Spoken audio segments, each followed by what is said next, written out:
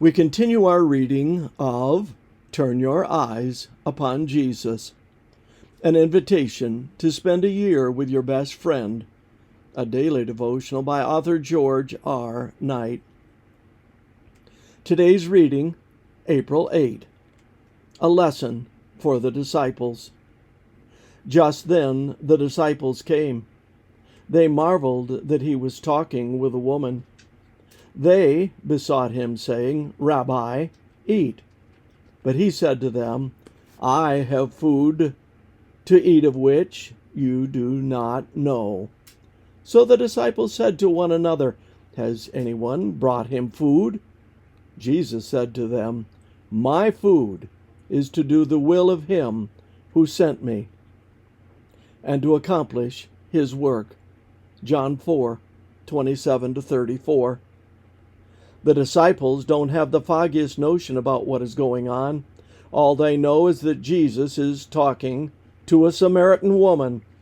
Against the background of the rabbinic precepts, that was shocking.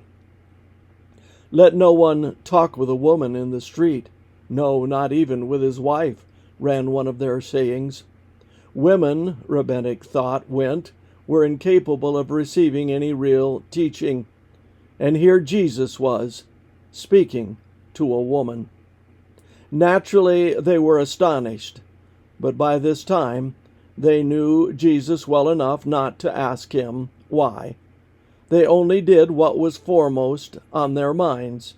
After all, they were hungry, and Jesus must be also. The woman, meanwhile, existed in a state of wonder also, forgetting who she was and why she had sneaked out to a well far from town to avoid people. She ran off without her water jar to tell people that she had found the Christ. Her hearers were at that very moment coming to see Jesus for themselves. Here we have an interesting situation.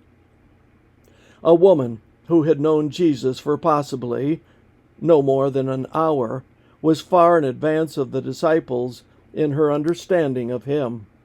She had already seen her sin and had come to grips with her spiritual needs, while the disciples had yet to struggle with the pride and self-sufficiency that drove their lives. Beyond that, Jesus had plainly stated to the Samaritan woman that he was the Christ. That realization would not completely form in the disciples' minds until much later. Jesus was excited in a way his followers only dimly comprehended, saying that he had lost his hunger because he was involved in doing his Father's will.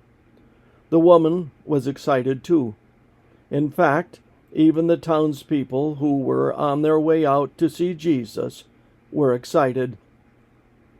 The only people not excited in this story are the 12 disciples, who had their minds on food. In that context, Jesus quoted 2 proverbs about the readiness of the harvest. It is still possible that those who have been longest with Jesus may be the ones with the least insight into the wonder of who he is. Even now, old-time saints might have their minds focused on food rather than on the Christ. Such can learn from the Samaritan woman. This concludes our reading today of Turn Your Eyes Upon Jesus.